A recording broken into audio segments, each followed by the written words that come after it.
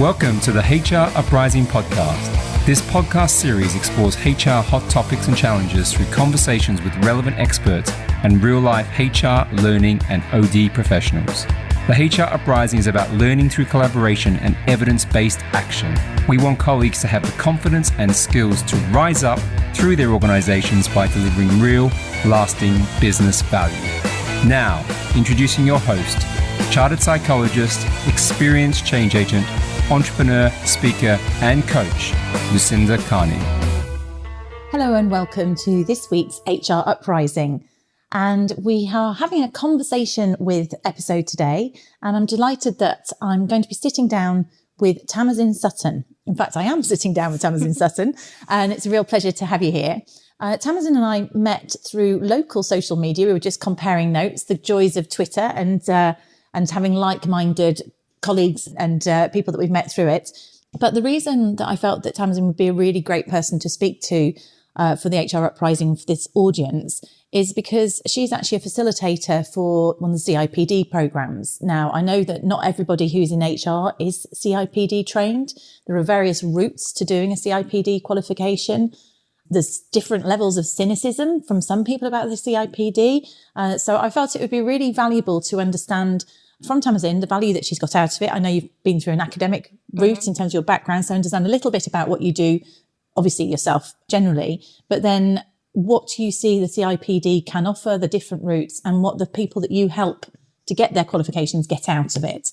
And then our listeners can decide whether it's something that's useful to them. Sure. Great. So welcome, Tamasin. Really nice to meet you in person. Do you want to give a little bit of an introduction as to what you do sort of day to day? Because I know that's not everything you do in terms of CIPD. Sure, yeah. Hi. Thank you very much for having me on as well. I really appreciate it, Lucinda.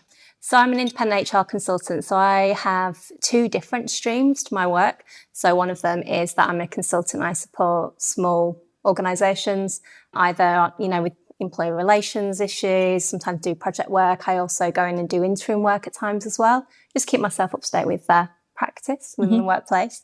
And the other stream of work that I do is that I'm a facilitator and assessor on the CIPD qualifications. And that's generally at level 5, so the HR manager sort of level. And I'm also an endpoint assessor for apprenticeships as well for HR standards. I'm chartered MCIPD, so, I've obviously been through the CIPD qualifications, but actually, as you said, I took an academic route. So I did a master's degree, which at the time was CIPD accredited. And interestingly, bearing in mind what I do now, I wasn't a massive fan of the CIPD when I first did my master's, which was some years ago.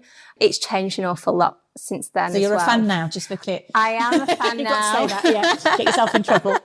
Absolutely. I am a fan now. I do think they've come an awful long way in terms of starting to really understand business and really practicing what they were spouting a lot about, which was, that change from personnel to really partnering with the business and adding the value and looking at how we can be credible within an organisation. And I didn't necessarily feel that when I did my master's degree, so which is one of the reasons why I did the academic route, apart from the fact that I'm a bit of an academic anyway. I enjoy that side of things. Yeah.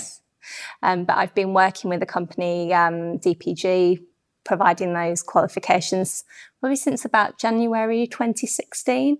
And also help on the apprenticeship side with them as well. And I'm an endpoint assessor with another organisation. So what I quite like about that, I think, is that there's a bit more of that practical application, and it's not just about looking at a qualification.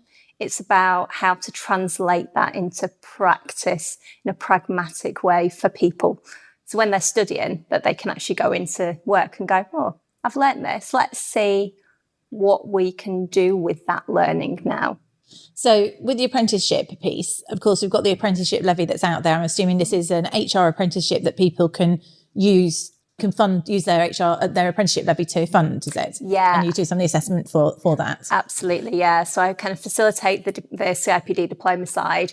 And then, the separate piece of work that I do with another organisation is doing that endpoint assessment. So they're looking at the apprenticeship standard at the end where they're applying all that knowledge and all the skills that they've learned through doing the CIPD diploma, which is it's fantastic. I think it's amazing recognition for them as well, that they can see that what they've learned actually has made a difference. Yeah. Okay. So there's almost two hats that we can have here, isn't there, in terms of what's useful to our audience? You've got if I'm an internal person who wants to use my apprenticeship levy, and maybe I want some more resource internally, that could be a good route. Yeah. And also if I'm an individual wondering whether or not I should do CIPD qualification, if so, which level is the most appropriate? Yeah.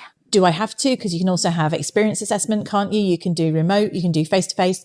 So let's start with the CIPD thing. Let's come back to the apprenticeship piece then. So just for the benefit of this audience, just to give us an overview of the sort of the levels of CIPD, and then maybe the options in terms of how people can go for it. Yeah, sure. So currently, and I say currently because CIPD are looking at their qualifications in light of the new profession map that was launched in November last year at CIPD ACE. So they have level 3, level 5 and level 7. So level 3 is really aimed at that very pragmatic people first coming into HR and giving them the practical skills of how to do recruitment, how to just do the everyday stuff that you would do as an HR person, as maybe a junior HR officer, HR administrator. Gives a really good overview of HR as a department and as a profession as a whole.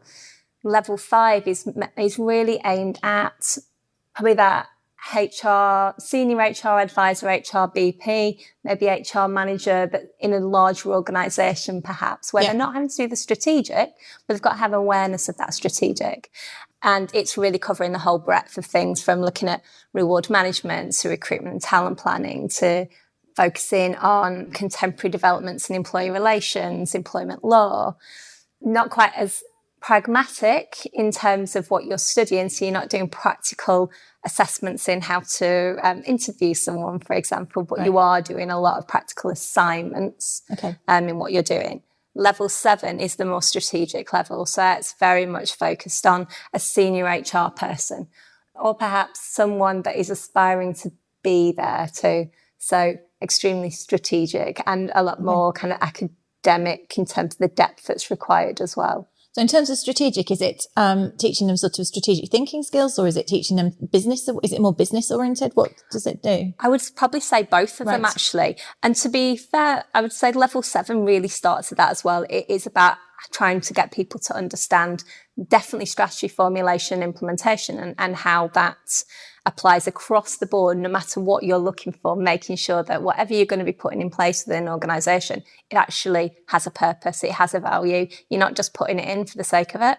Definitely throws away the whole best practice, very much focus on a best fit approach. Okay. But linking that with strategic objectives. But at level 7, you're really thinking about being that person who's probably devising the HR strategy, but also that you're that person, that strategic partner. If you're thinking about, the good old Ulrich model, you're that strategic partner that is working with the senior leadership team on really embedding the value of HR and thinking what to do with that people strategy.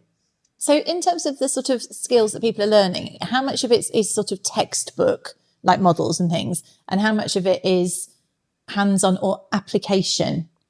I would probably say you've got a good 30 to 40% of that kind of theory side of it. Yeah. And I think more that's because it helps you understand the thinking behind it. Sometimes people really, really like a model to work from and then apply. And I think there's a lot of value in that as well. And, don't reinvent the wheel necessarily. I think there's a lot of value in some of those models and theories. But then there's an awful lot of requirement to do that independent research, to really do a lot more practical application of thinking, critical thinking, using the theories, the models, the reading that you're doing with your journals and everything else. So they'd have to kind of take it back to sort of do on-the-job experience and write up how they'd applied a particular module, what the impact were, and do sort of a reflective assignment type thing. Yeah, you'll get elements of that, but there's still a lot of that being able to demonstrate that you've got a good academic understanding of it, and then that application too. So definitely there's a reflection in there, but there's a lot of that practical stuff. So they do it. So they learn the theory, they do a bit of it, and then you come back together. And then how do you assess them? Thinking about the ones that I do at the minute, so level 5, actually, the way that that's set up is that there's It's an online program and there's a business district. So actually people that sometimes they join the course, they haven't even worked in HR, or they're very new to HR, or maybe they've worked in one organisation for quite a long time and that's the only way they know how to do things. Right. So for each of the modules, they actually have a different organisation in a different sector that they can then base their assessment on. So they have some contextual knowledge, and then they need to apply that learning to that organisation, so that, you know, they're having to look at the external environment for a college or for a department store. So they're thinking of different environments and different factors. Is it an exam, or is it like you say in the case that No, all online. So they just need to submit a paper. Right. So that's level 5. Level 7, however, is a mixture. So you have a mixture of assignments, and and you also have exams that you need to sit as well. Level 3, you have some practical assessments within like workshop environments. And then you also have to submit assignments. So there's a real blend. And it's probably about what's relevant. I can see how that fits with the stage that people are at as well, isn't it? Yeah. Definitely. But it's very defined, I would say. There is some differences. So some providers do things obviously in a slightly different way, but I think at level 7, you do have exams. It doesn't matter which provider you use. Same as if you go to university and you do your masters or even just a level 7, you're still going to have exams to do. So what's the difference between a master's in human resource management, is that what it would be, or you can't do a first degree in it, can you? You can do a human HR degree, but I think it's a bit more focused on the management side with like modules around HR. But you'll typically do an MSc or an MA, so level 7 equivalent. I think so. For me, obviously, I did a master's, so I would say it's more academic. So if you really, really like getting involved with looking at loads of journal articles, really getting into the theory side and then doing the application, that could be a really great route for you. But not just that, I think you also are able to go there, physically go there in a classroom and have peers sat with you, which can sometimes be quite nice. You know, you're going every week. Yeah. Whereas just doing the CIPD level 7, it's not as in depth. And what I mean there is that it's obviously in depth, but it's not in depth as much academically. Yeah, a theory and papers type thing. Yeah, so you've still got it there, but it's not as heavy, I would say. And it's not to, you know, put people off if they don't feel like they're academic in that sense, but there is a distinction, I would say. And obviously it's a CIPD qualification, so there is an emphasis on CIPD stuff to go with that, whereas you're doing the master's side, not so much of an emphasis because it's CIPD accredited. Right. So I got like CIPD graduate membership, for example. Yeah. I'm not even sure graduate membership even still exists anymore. But that's what I had with academic. Yeah. So I'm trying to work out in my head what would be the difference between doing HR and masters and CIPD stuff. Yes. What would go into one and not the other? Because they're kind of supposed to be the same population? Yeah, no, they are. So I think, well, for me, and I can only really talk from my perspective, I suppose, on this one, because I think every single university will set it out quite differently as well, of course. How they do it. So for me, there was a lot of depth in the learning that was there. If I look at the level 7, there's an awful lot of depth on what you're required to do in terms of reading and assignment writing. But on the academic side, doing a master's, it was just broader. And it was more in depth. I mean, it took me 3 years part-time alongside a full-time job to do my master's. Right. Level 7 will take a long time. It can take, 2 to 3 years, but that depends on how you're structuring out your modules. Yeah. Okay. So you could have gaps in between. It was a continuous thing. Yeah. Yeah. So the depth is... So it's almost like level 7 is equivalent skill set or difficulty, but not necessarily quantity of learning to an MSc. Yeah, that's probably a nice, easy way of looking at it. Right, so that we understand the different ones. I can see how they differ. And it's interesting, of course, because the whole thing of the HR Uprising is about trying to help us not be perceived as these people who aren't adding value in terms of not being strategic enough. And so what I suppose is coming through to me, if that's important to me and I want to be at the top table, then I should be considering my level 7 or a master's in that to help me get that applicable knowledge and help me think in those ways and broaden that thinking. I mean, it certainly would be more about the skill, wouldn't it? Because I mean, to what degree do you think an organisation values the qualification CIPD? People outside of HR?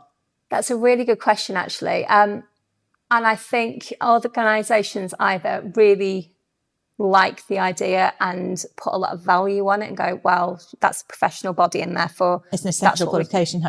You need to have it. But others, obviously, particularly if you've got people that are really, really experienced, have an awful lot of knowledge, they don't have the CIPD qualification. They're not going to see that value. And actually, people who aren't CIPD qualified but have worked their way up and have just as much, if not more, skills and knowledge, would they necessarily want to have a team full of CIPD qualified people? Maybe not. I don't know. Obviously, I'm not in that position, so it's difficult for me to say. But you can absolutely build up your knowledge and your skills by not having CIPD. You don't have to have it at all. Whilst I'm an advocate of CIPD, I don't necessarily think it's the be-all and end-all. But I do think that the benefit of it is that it gives you some dedicated time to go away, have a look at that learning, involve yourself in it, reflect on it, think about, sometimes it's just about consolidating what you already do, and it gives you some validity. Even in your own ways of thinking sometimes. Well, actually, I was thinking it's actually almost about confidence as well. So let's say you've been a practitioner, and because in fairness, I've got my CIPD because I went up the psychology route. So I had a kind of comparable, I can't remember if I got knowledge assessment years ago, but actually I think there was equivalence because of the chartered psychology, that they assessed it. And then it was sort of on the job learning and what you've done. But I think the benefit is going, okay, so I did this. Let's see whether it is, does it fit with the theory? Is there research that would have challenged it? What could I have done differently? Oh, look, we have that model. Or it's business partnering. Oh, no, I get it. That's actually a model as opposed to just how we tend to do stuff in this business. So I think there's something there which, and again, in terms of us as HR professionals being valued and respected, sometimes we have to start with valuing ourselves and having the confidence that actually what we're doing is well researched, is well founded. And that's one of the things. Your validation is maybe one of the real key benefits. Yeah, I think so. I absolutely do. And people that I've had on my programs, I've had a mixture of people who haven't been in HR, some that have been in just a few months, a couple of years, and some really experienced people who are on purely to validate what they already do. And it's almost just having that kind of the badge and go, yes, I am CIPD qualified. And actually they wanted to do the learning rather than going on, the experience assessment. Because there's then also the other side effect of things like your network and the other people and listening to other people. There's a lot of training courses, you get benefit out of other delegates as much as you do out of the course content. Absolutely. That is such an important point. If I think back to my own learning, that was one of the best things for me. It was being in an environment where I had all of these different people. They worked in different sectors and they had more experience than me at that time because HR for me is like a second career. So I'd already been in retail management and done all of that. And actually having some really experienced HR people in the room with me was brilliant. I learnt so much just doing my part-time masters. And I find that with all the learners that I have in my programs now, the best learning they have is the peer learning. It's the peer-to-peer stuff. It's the conversations. It's understanding that what they might do in their organisation is massively different to what another organisation would do. And they're just picking up this stuff and going, oh, I might use that. Yes. And that's brilliant. I love that. And that's the CIPD. That is also a side effect of the CIPD in getting involved, and where people say, oh, do I get value out from a membership? There's a bit of how the more you engage with the other members, the more value you get. If you go to some of the conferences, a lot of the value is about, the people sharing things that have worked and in their businesses. Yeah. And so going back to what you do, so you manage a remote one, is it you facilitate a remote group? Yeah. So what would their experience be and how often would they talk to each other and how does that work? Yeah, so the remote side of it is very, very recent actually, because I've still got some blended programs as well where I'm kind of going in and doing the workshops, which I love. So the remote ones, so we have lots of touch points. So with DPG, we have this community group and they're in their own individual community group where I communicate with them. We do live webinars. They ask a question and I can just respond online to them. We still have phone calls. So there's still that personal element to it as well. But because a lot of those groups as well, they're linked to apprenticeship, it means that they then have, with another provider who manage the apprenticeship side, they then have other face-to-face contacts. Okay. So it's a bit more limited on the face-to-face side, and that has its challenges. And I think it has its challenges for learners in general. And even a blended route is quite challenging for people because not everyone gets on with just doing e-lessons. Yeah. So and I get that. You're teaching them then, are you? You're giving them content through over... So an e-lesson, Yes. what is that then? How would I experience that? So very interactive. So actually, clicking on things, people talking to you, you responding with kind of just doing little quizzes to test your knowledge, also doing consultancy challenges and client activities where you're presented with a problem and you're having to give that advice. Feel like you would be in an organisation. Yeah. And that really helps to test your knowledge. Is it live though? Or is it e-learning? No, so that's Okay. e-learning. Okay. But then I will do live webinars where it's much more interactive. We do lots of activities. I'm getting people to use the chat box, we do some breakout rooms. And so there's a lot more of that peer learning going on at that point as well. Whereas the workshops, it's a lot more, it's delivery, but it's facilitation delivery. So they're doing a lot of activities on it, but it's consolidating what they've learned from their e-lessons. So that they're relearning. But even just doing the e-learning, it doesn't matter how interactive the e-learning is, it still can be quite challenging for people. Yeah. And I think there's a bigger issue really about time and people being able to manage their time to do that e-learning. And it's also, I just think it does depend on the personality type, but there's the temptation to multitask, should we say that, if you've got, I think that, so learning as opposed to, doing your emails or your social media and things. So actually, I think when you're live in a classroom or even to a certain extent with a live webinar, it's maybe easier to close off the distractions that are out there.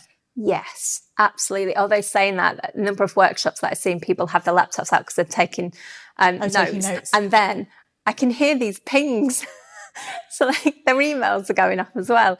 So it's just the world that we're in. Yeah. We're always on, we're always connected. Yes.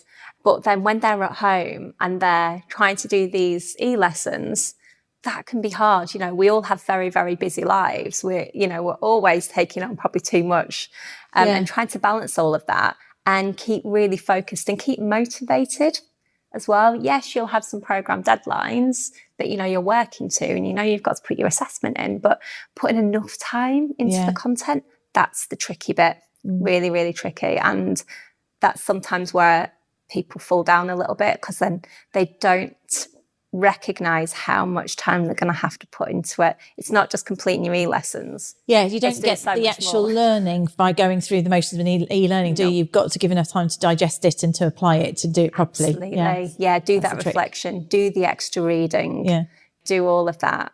And that's typically where people, when they do put an assessment in, they might refer, it's because they haven't done that extra reading that they really, really need, particularly, when you get to level 5 and level 7, where there's a lot more that's needed. You're talking about that degree level and higher equivalent. So how do you manage to, you said there's still a networking thing. How do you manage to get people doing that? Because is it chat or something, there's Slack channels or something like that you use or? No, so the DPG community is that it's a community page where, because they have their own individual group, they can just post questions on there. Right. And there's a lot more interaction goes on when we're in the webinars because we do use, we use GoTo Training and they can use the chat boxes and stuff. It's a little bit challenging at times, I think, because not everyone, again, likes using a page like that where they can post questions and wait for responses. So not everyone is as engaged as they could be. Yeah.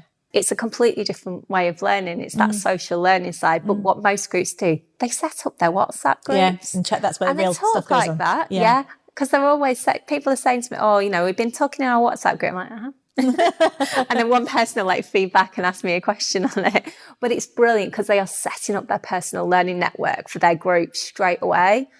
That's what the sort of thing you want. Yeah. You just want that. And that WhatsApp group will live on after the course where people go, I've got a problem here. Has anyone had this? And absolutely reach out to the community. Yeah, definitely. Facilitates it. Great. Okay. So I can see in terms of the offerings there, have we covered all of them? There's a sort of classic one. Yeah. Yours is a It's not blended. It's now moved completely onto online, but you can get some blended providers out there as well. You'll find that most organisations seem to be moving towards the online delivery, and some are still like more distance learning. Yeah. So there's one provider that I can think of which is really, really well known. It's very much distance. I actually redid my level 7 employment law purely because I just wanted to refresh myself, and that was a couple of years ago, and I did distance learning. So I got, these big files through the post to go through and then do some assessments. And so distance learning, they still send you still send you files? They did. They sent me 2 big files. That didn't really work for me personally, and I think it was purely because I didn't have that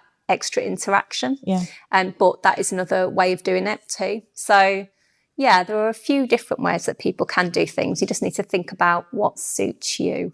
And then do you know anything about people? There might be people out there who do want to get the qualification but don't want to go through the formal training. They want to do the knowledge assessment route. Do you get involved in any of that, or are you familiar with any of that? No, I don't get involved with any of that. I have looked into it before because I keep looking at it in terms of, next step for me. But I don't know too much about it. But I know there's loads of information on the CIPD website. And I think a lot of the local branches as well, they periodically will do an event talking about upgrading. Right. So if you are interested in that, then I would absolutely have a look. Yeah, look at the website, look at your local branch and see what they've got coming up on that one. As ever, I'm sure everyone out here knows where you can Google the CIPD website, but we will put things in the show notes anyway to make it easy. Great. Okay. So then let's move on to apprenticeships and talk a little bit about that. So what would be the difference between an HR apprenticeship and level 3? Are they at the same level? Yeah. So the level 3, you get 2 different apprenticeships. You get HR support, which is alongside the level 3, which you don't actually have to even do the qualification for. You could just do the knowledge, skills and behaviours framework that the apprenticeship standards have set out. And level 5 is the HR consultant partner. Right. And that does have to have the CIPD qualification attached to it. The knowledge, skills and behaviours that go with it, generally the CIPD qualification will cover all of the knowledge requirements at each of those levels. And then the skills are more about demonstrating practical application, which can be done with coaches or, other providers that will support. And a bit like anyone that has previously done old style MVQs, where you used to have someone come in and watch what you were doing, you used to present written evidence. It's a similar thing. Yeah. It's the same level. I think it's the same terminology, isn't it, as MVQs was? It's really similar. Yeah. Really similar. And they even use the same sort of systems. That I used to do MVQ assessing as well. And it's exactly the same system that I use when I'm marking assessments through the apprenticeship as I used to use when I was an MVQ assessor. So in terms of tips of people who are being assessed, what sort of things are they looking out for? You've got a list of criteria that you can demonstrate. And there's an awful lot of criteria. And it's really about, doing things in the right way. So being an effective practitioner and providing coaching support to line managers, like building HR capability, listening to people, communicating, consulting with them, doing really just the good stuff. So if you think of even the 2013 CIPD profession map, all those lovely behaviours that are around the edges of that lovely map, kind of being collaborative and being driven to deliver, all of those sorts of things, they all come through. So all being just positive people practices. Yeah. Are they being assessed in real life? Or are they kind of like with Actus or something to see whether you are able to demonstrate those behaviours? It's in real life. People, they're being observed in what they're doing. They have to present evidence. Yeah. So, if they've been in a meeting and they've done something that will tick off some of those skills and behaviours, they can present that and it can be ticked off formatively. Ultimately, with the apprenticeship, it's an endpoint assessment. So they have to do a project and they have a professional discussion. Right. And they are the 2 ultimate pieces of work. So they've done their hours, they've done various things to get to that point, and then this is the line in the sand, the endpoint assessed. Yeah. Okay. Absolutely. And that's one piece of work that I do. So I assess consultative projects and I'll also conduct.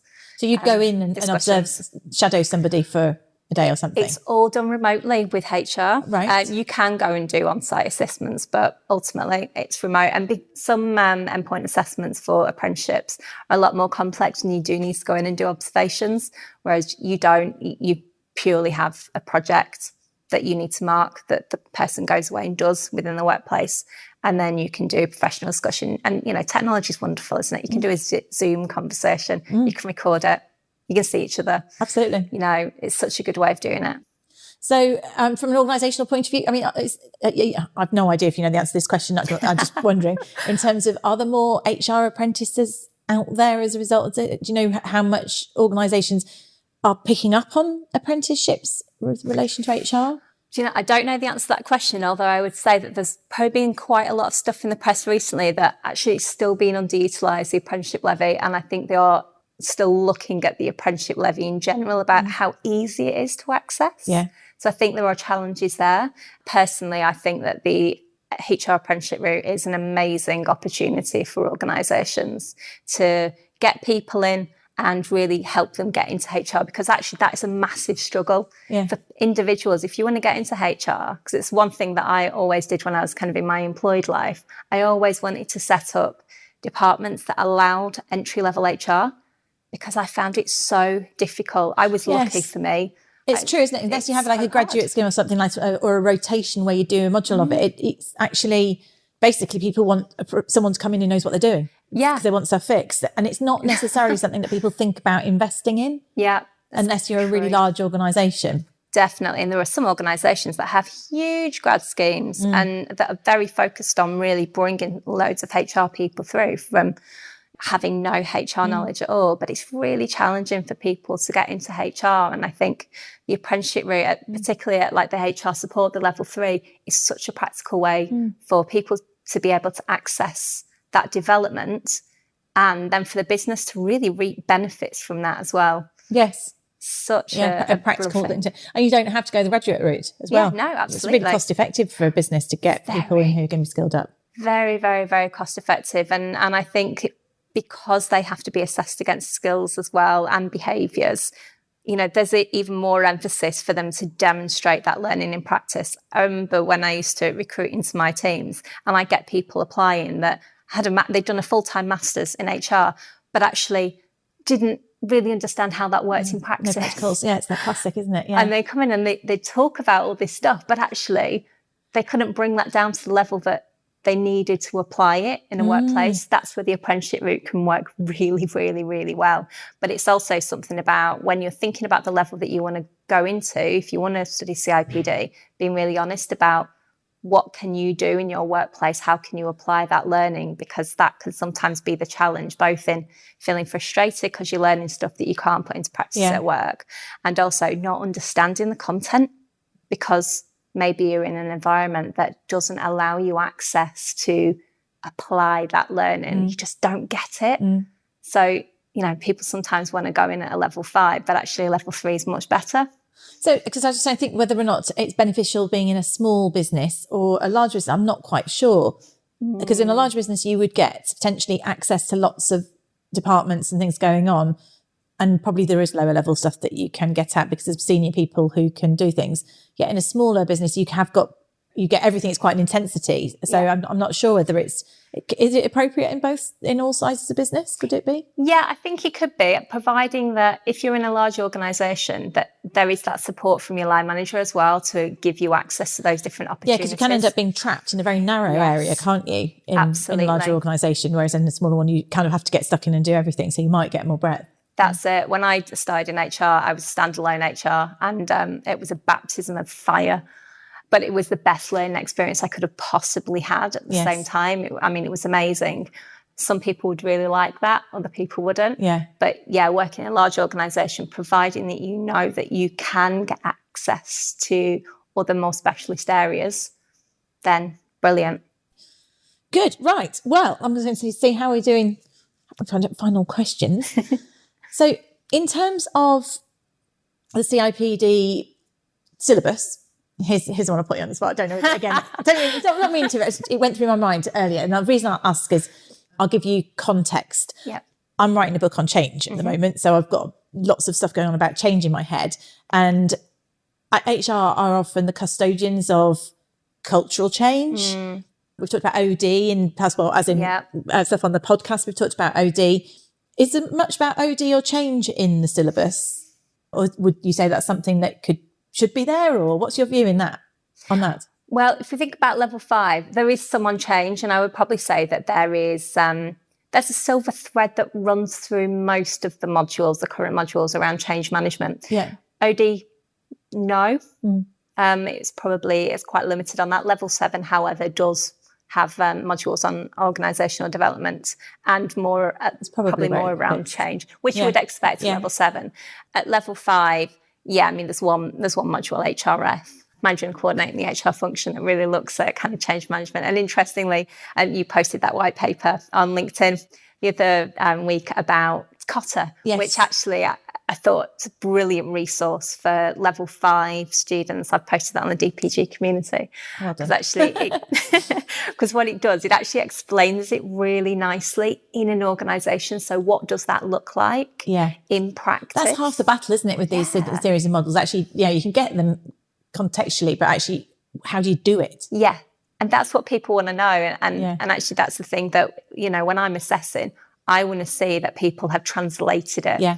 So what does that look like in an organisation? Don't just talk to me about the theory, because that's great. But if you start spouting that off to a manager, they're going to look at you and go, what are you talking about? Absolutely. We don't want to be using jargon like that all the time. That doesn't make us come across as being credible and understanding the business. Yeah.